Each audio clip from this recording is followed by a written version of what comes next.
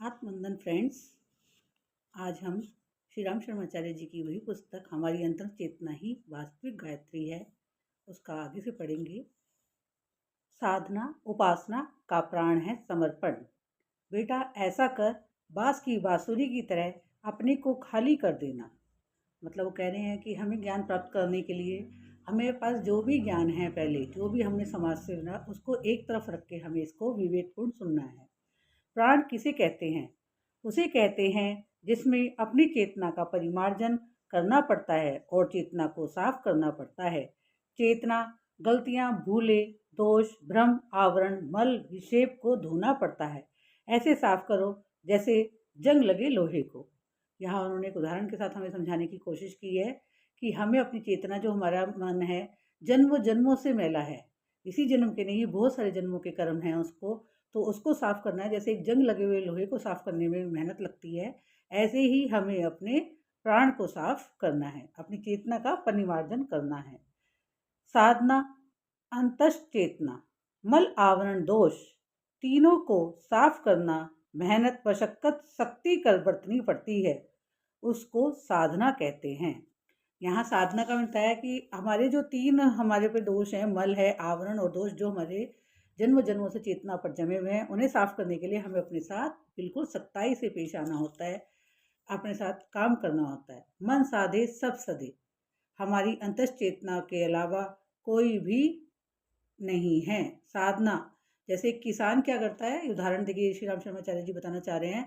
किसान जो करता है, खेती के लिए पहले फसल जमीन को रेडी करता है, धूप में जाता है, सुबह शाम काम करता है, रगड़ता है, खोदता है, साल भर मेहनत करता है, फिर उसमें बीज बोता है, समय पर पानी देता है, उसका रख रखाव करता है कि कोई जानवर उसे खराब न कर दे, तब साल भर बाद उसे परिश्रम मिलता है।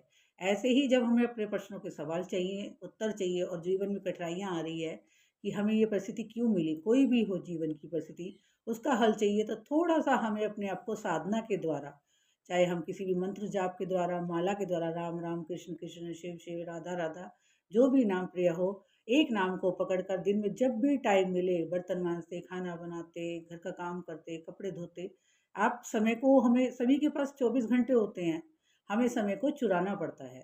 जैसे हमारा मन कहीं घूमने के लिए जाने के लिए करता है, या किसी की बर्थडे पार्टी या शादी में या मूवी देखने के लिए जाते हैं, तो हम उस दिन और काम जल्दी जल्दी खत्म कर लेते हैं। ऐसे ही साधना को नियमित करने के लिए हमें और काम जल्दी करके, जो काम छोड़ सकते हैं उन कामों को छोड़कर साधना के लिए समय जरूर निकालना चाहिए, क्योंकि यही वो रास्ता है जिसके थ्रू हमें परम शांति प्राप्त हो सकती है। फिर उसके बाद उन्होंने बताया उपासना, पहले साधना और फिर उपासना। पहलवान जैसी, जैसे पहलवान क्या करता है कि अपने खाने पीने का ध्यान रखता है, क्या खाना है, रोज आसन करना है नियमित, तो वही हमें करना है, निग्रह करना, आहार विहार को नियमित करना, यह शरीर की साधना हुई। जैसे कि यहाँ मेन चीज़ आहार विहार से हमें ध्यान रखना है, जो ना खाने योग्य पदार्थ है। जैसे हमारे सनातन धर्म में कहा जाता है कि हमें जानवरों का, जो अभक्ष्य है, अंडे, इन सब का नहीं खाना है, इन सबको छोड़ना है। अभक्ष्य पदार्थ जो भी हैं, जिन्हें हम भगवान पर अर्पित नहीं कर सकते। आप मंदिर जाते हैं तो अपने शरीर को भी मंदिर समझिए। जैसे मंदिर में जो खाना हम भगवान को नहीं चढ़ा सकते, नहीं खिला सकते, वो हम अपने शरीर में भी नहीं डालेंगे, क्योंकि आत्मदेव, जिसको हम ब्रह्म स्वरूप कहते हैं, वो हमारे दिल में बैठा हुआ है। और जब हम भगवान को मंदिर में ले आते हुए सोचते हैं कि नहीं, देवताओं को ये भोजन नहीं खिला सकते, तो हम अपने आत्मदेव को वो भोजन नहीं खिला सकते। अकल दिमाग रगड़ कीजिए कालिदास की तरह। जैसे कालिदास जी का उदाहरण दिया है यहाँ, जैसे कालिदास जी को सब मूर्ख बताते थे, लेकिन उन्होंने फिर जब लोगों ने मूर्ख कहा, उन्हें दिल पे चोट लगी, तो उन्होंने अपने आप को ज्ञानी बनाया। इसी तरीके से हमें भी बहुत सारी किताबें पढ़कर अपने आप को ज्ञानी बनाना है। पैसा पाने के लिए प्रैक्टिस का इशू लेकर चने जो करे 100% दो, जिससे जो भी मिले मुरीद हो जाए। मतलब लोग पैसा कमाने के लिए भी देखिए दिन रात मेहनत करते हैं, तो अगर हमें अपने जीवन में सुख शांति चाहिए, तो वो बिना मेहनत के कैसे मिल जाएगी। तो जो भी आपका कारण होता है, उसमें अगर आप 100% देते हैं, तभी आपको सफलता बनती है। चाहे आपको कुछ पोस्ट पानी है, चाहे आपको कोई काम चलाना है, जो भी करें। हमें मान लीजिए हम कोई भी काम कर रहे हैं, अगर उसमें हम 100% देते हैं, तो सामने वाले जो भी लोग हमसे मिलते हैं, वो कहते हैं व्यक्ति बहुत अच्छा है, अपनी तरफ से पूरी कोशिश करता है। तो जब हम साधना उपासना के मार्ग पे आते हैं तो भगवान को भी ऐसे ही लगना चाहिए कि ये है बच्चा अपनी तरफ से पूरी कोशिश कर रहा है, 100% देना है, अपने समय को बचा बचा कर जो बार बार नाम कीर्तन पर लाना है, समय मिले ध्यान करना है। समय अगर बैठकर खाली नहीं मिलता तो आप लोग सिर्फ नाम जप, चलते फिरते खाते, बच्चे को स्कूल से लेके आ रहे हैं, बच्चे को स्कूल से छोड़ कर जा रहे हैं, घर में काम कर रहे हैं, कपड़े सुखा रहे हैं, जैसे भी हो टाइम मिले और याद आते ही फौरन नाम जप पर आ जाना है, क्योंकि इसके लिए आपको अलग से समय नहीं निकालना। पैसा रगड़ से, मेहनत से आता है। देखिए, जो भी आदमी या लेडीज जॉब करती है उन्हें पता है कि कितनी मेहनत से पैसा कमाया जाता है और उसके लिए कितने लोगों के साथ काम करके एक मेल बना के काम करना पड़ता है। दिन रात काम करते हैं, अपनी योग्यता, सामर्थ्य, क्षमता बढ़ाओ, मेहनत करो, मन से काम करना सीखना होगा। जैसे कि अब अगर हमें ज़्यादा पैसे कमाने होते हैं तो कहते हैं ना, मान लीजिए हमारी दुकान है और ग्राहक आए, अगर हम उसे ढंग से ना बोले, मीठा ना बोले, तो वो ग्राहक क्या दोबारा हमारी दुकान पर आएगा? नहीं आएगा। हम उसकी बात देंगे, उसे सम्मान देंगे तो वो कहेगा नहीं, वो भाई साहब बहुत अच्छे हैं, वो बहन जी बहुत अच्छी है, उनकी दुकान से सामान लाना। तो जब हम दुकानदारी में इतनी मेहनत करते हैं और तब जाके कुछ करते हैं, पाते हैं, तो यही हमें अध्यात्म में मन से काम करना सीखना होगा। शुरुआत में मन नहीं लगता, मैं मानती हूँ, जैसे मैं भी इस मार्ग पर चली थी, मैं अपने एक्सपीरियंस बता सकती हूँ। तो मन लगे या ना लगे, तुलसीदास जी ने कहा भी है, भाए को भाए, मतलब चाहे मन लगे या ना लगे लेकिन हमें जप करना ही करना है। कोई एक नाम पकड़िए, ऐसा नहीं कि आज राम जपा, कल राधा, परसों शिव, रोज नाम नहीं चेंज करने। कोई भी एक इष्ट नाम जो आपको प्रिय हो, जो आपको अच्छा लगता हो, उस नाम को आप पकड़िए और उसका जप काम करते करते नियमित रोज करते रहिए।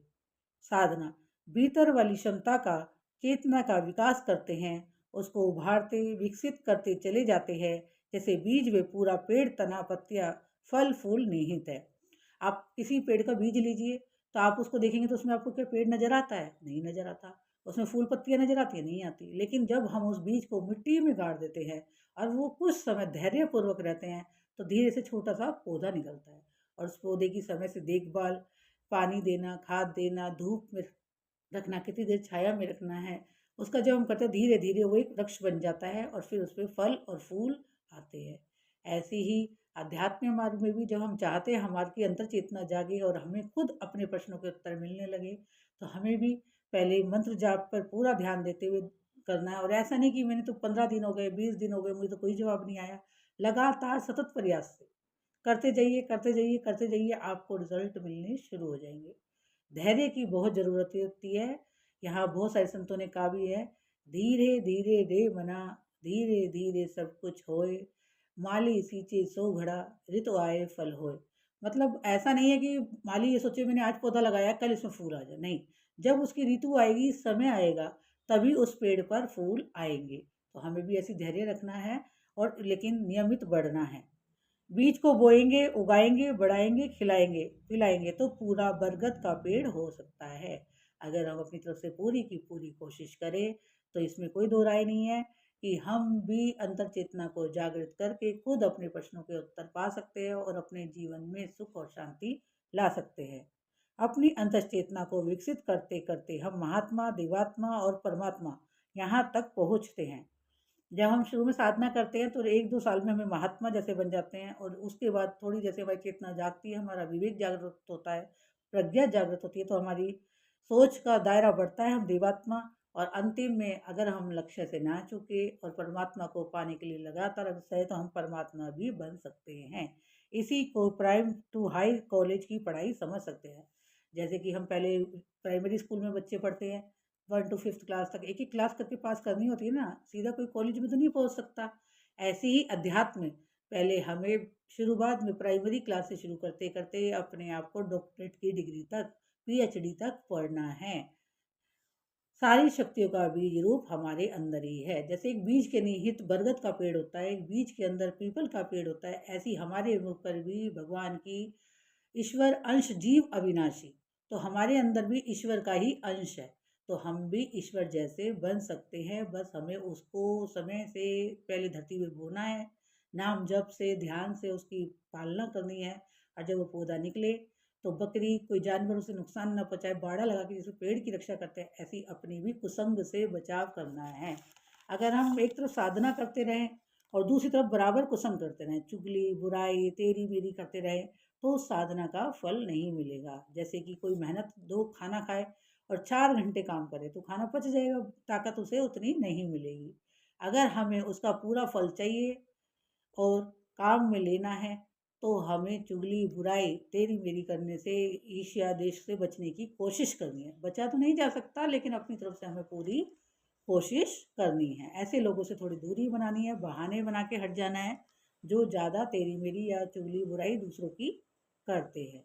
जैसे कि मान लीजिए आपके पास एक घड़ा है और रोज उसमें आप 1 गिलास पानी डाल रहे हैं, साथ साथ उसमें से आप आधा ग्लास पानी निकाल भी रहे हैं, तो घड़ा कब भरेगा? बहुत समय लगेगा ना उसे भरने में। लेकिन अगर आप उस घड़े में पानी डालते जाए, निकाले ना, तो घड़ा जल्दी ही भर जाएगा। ऐसे ही जब अध्यात्म मार्ग में हम आते हैं, तो एक तरफ से तो हम मंत्र जाप करके ध्यान जप तप यज्ञ के द्वारा अपने घड़े को भर रहे हैं, है ना? जो हमारे अंदर आत्मा का घड़ा है, उसको हम भर रहे हैं। लेकिन दूसरी तरफ हम ईर्ष्या द्वेष चुगली बुराई इन सबको करके उस घड़े को खाली करते जा रहे हैं। तो मेहनत तो बहुत कर रहे हैं, लेकिन फल नहीं मिल रहा।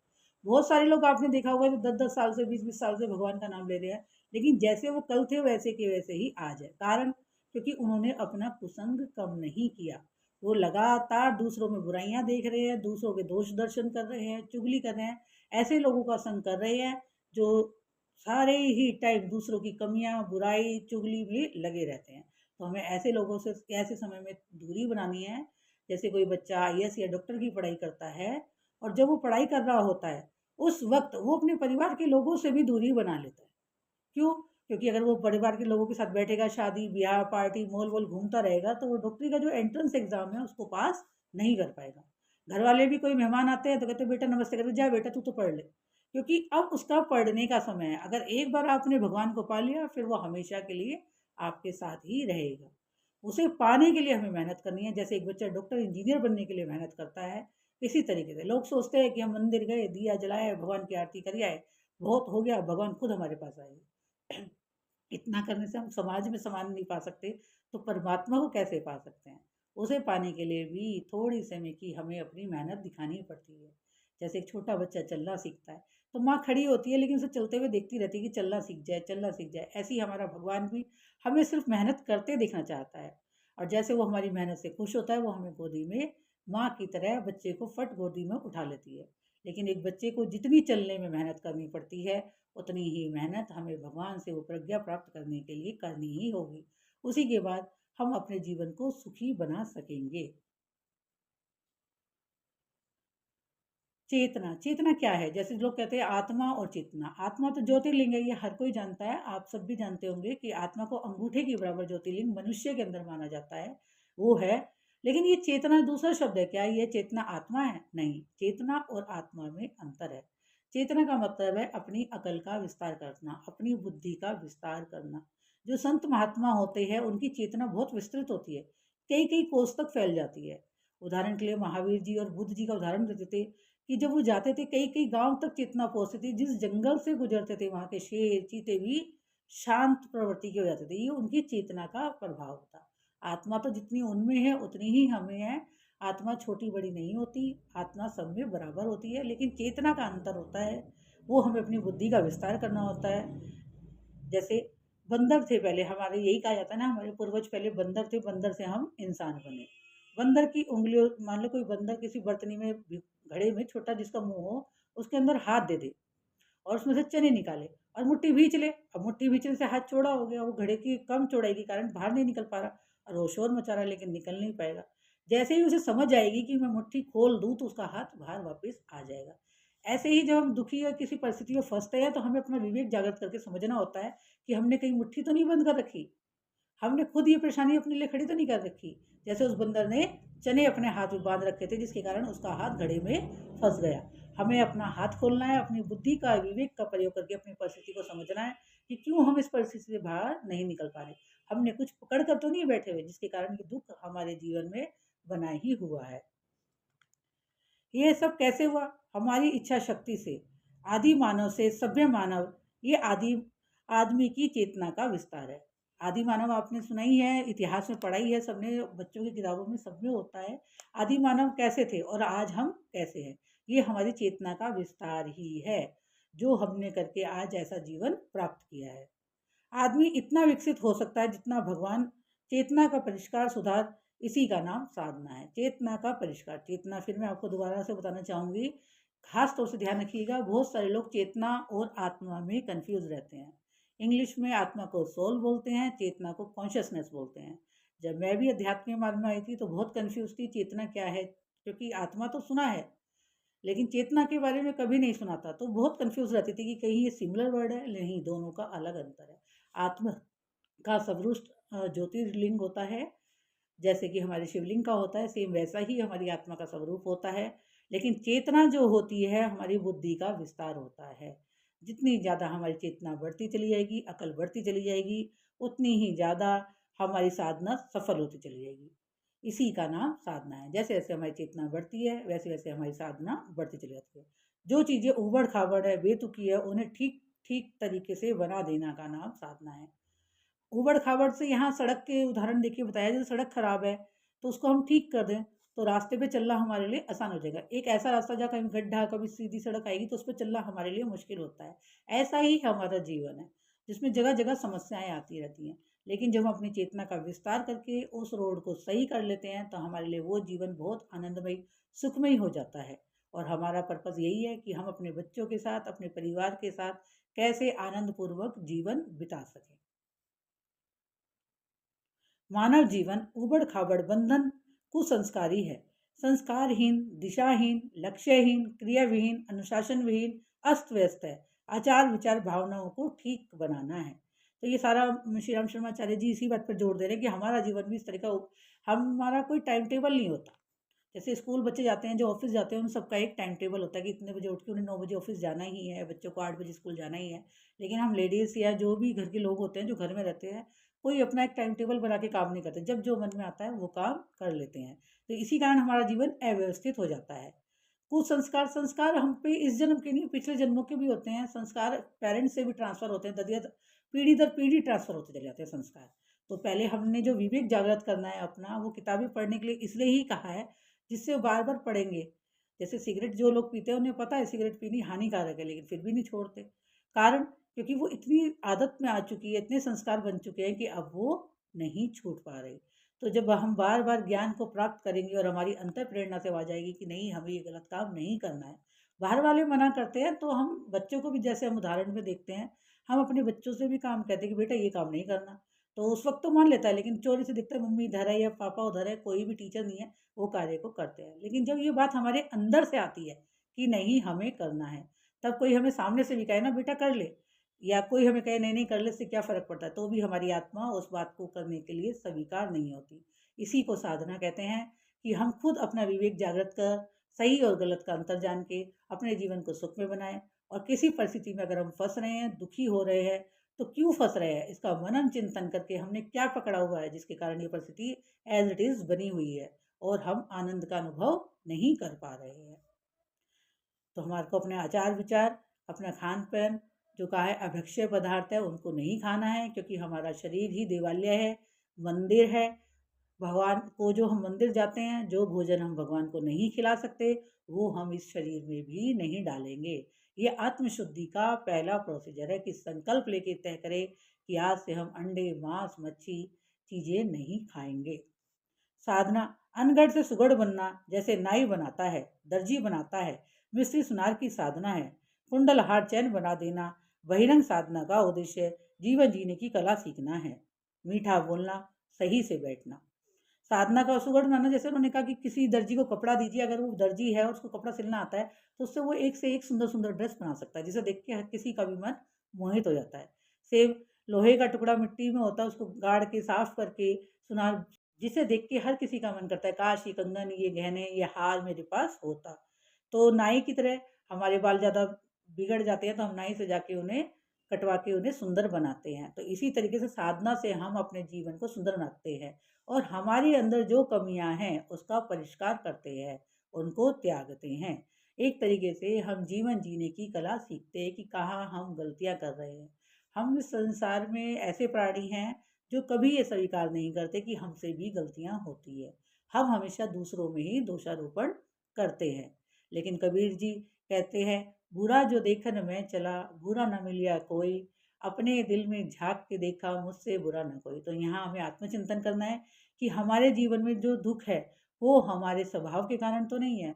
हम कैसा आचरण जी रहे हैं, कैसा बोल रहे हैं, तो क्या हमारी कमियों के कारण हमारे जीवन में परेशानी तो नहीं है? हमें दूसरों का चिंतन नहीं करना, अपने पे पूरी दृष्टि रखनी है। जैसे हम शीशा देख के मेकअप करते हैं, कहाँ बिंदी लगानी है, अगर शीशे के बिना लगाएँ, तो बिंदी गलत जगह भी लग सकती है।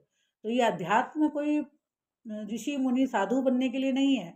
ये जीवन कैसे गृहस्थी में रह के अच्छे से जिया जा सकता है, परिवार के साथ मेल-जोल कर कर कैसे प्रेम पूर्वक बिता सकते हैं, यही सिखाने के लिए है।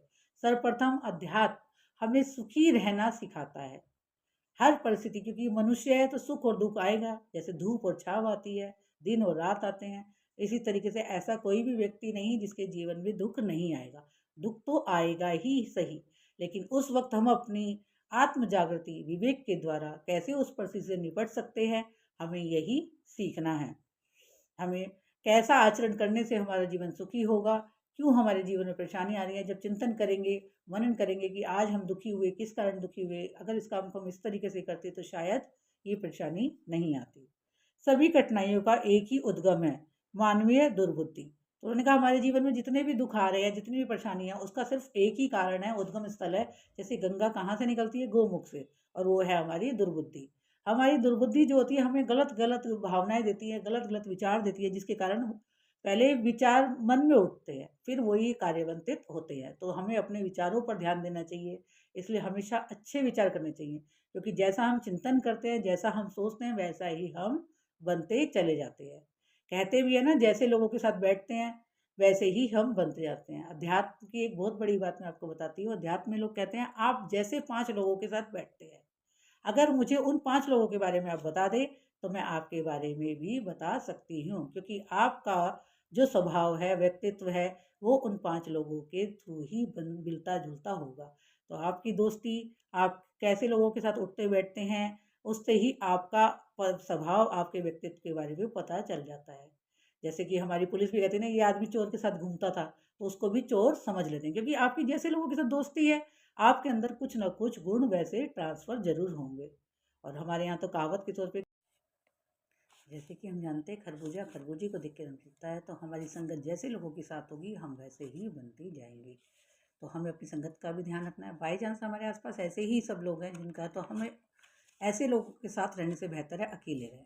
आजकल तो आप यूट्यूब, मोबाइल से भी आप संतों का साथ कर सकते हैं। आप किसी भी एक संत को पकड़ लीजिए, प्रेमानंद महाराज जी, मुरारी बापू जी, किसी भी एक महाराज जी को पकड़ लीजिए और उन्हीं की वीडियो सुन लीजिए, तो वो आपके साथ जुड़ गए हैं। चेतना के द्वारा वो आपसे जुड़ जाएँगे। लेकिन गलत लोगों के साथ करने से आप जो जप, तप, ध्यान, यज्ञ कर रहे हैं, उसका फल बहुत कम हो जाता है। तो हमें अपनी बुद्धि का प्रयोग करते हुए इस बात का ध्यान रखना है, जब हम इस मार्ग पे आगे बढ़े, तो इन सब चीज़ों को कट करना है। हमें कम से कम ऐसे लोगों का संग करना है। फ़ोन के द्वारा, जैसे हम कॉलिंग पे, 1 घंटे लग जाते हैं, हमें उन बात का ध्यान रखना है कि हम किसी से फ़ोन पर भी बात करते हुए कहीं ऐसा तो नहीं कि हम बुराई पे चले गए, चुगली पे चले गए, द्वेष में चले गए, किसी की निंदा कर रहे हैं। जैसे कि जनरली परिवारों में होता ही है कि हम फ़ोनों पर भी आजकल यही काम कर रहे हैं, जबकि इस फ़ोन का सदुपयोग करने के लिए बना था कि हम एक जगह से दूसरी जगह सूचना पहुँचाएँ। लेकिन आजकल फ़ोन का सबसे ज़्यादा दुरुपयोग हो रहा है। ये हमारी भा हर देश का, मतलब हर साइंस की चीज़ का हमने उपयोग साइंटिस्ट ने जब बनाया था, उसका सदुपयोग के लिए बनाया था। लेकिन हम इंसान इतने चतुर होते हैं, उसका कैसे दुरुपयोग करना है ये बहुत आसानी से सीख लेते हैं। तो हमें अपनी चेतना को बढ़ाने के लिए नियमित तौर पर करीबन रोज़ समय निकाल कर 1 घंटा, अलग से नहीं निकालना आपको, आप घर के काम करते हुए भी नाम जप कर सकते हैं। कोई भी एक नाम जो आपको प्रिय लगता है, राम राम राम, कृष्ण कृष्ण कृष्ण, शिव शिव शिव, राधा राधा राधा, या गायत्री मंत्र, हरे कृष्ण मंत्र, जो भी आपको प्रिय लगता है, उसको आप काम करते करते नियमित जपें। लेकिन ऐसा नहीं आज ये वाला मंत्र जप रहे हैं, कल गणेश जी का जप रहे हैं, परसों शिव जी का जप रहे हैं।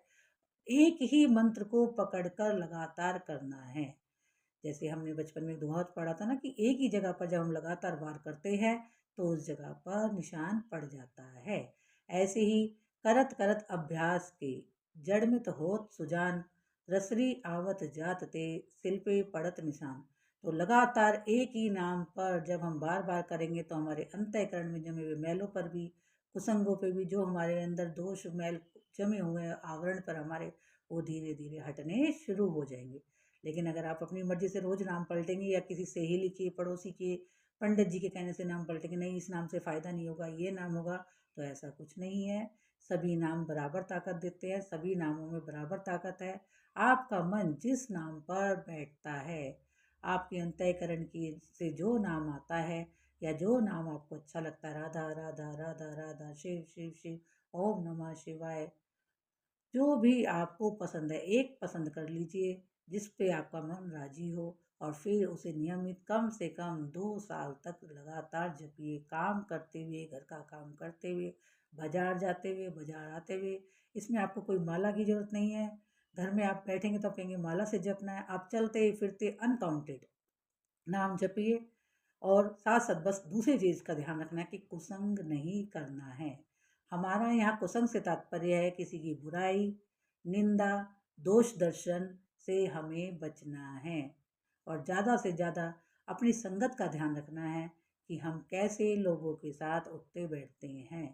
हमें ऐसे लोगों हमें अच्छे लोगों का संग करना है जो हमारी चेतना के विस्तार में हमारी मदद करे। आज के लिए बस इतना ही। धन्यवाद। Thank you. Thank you.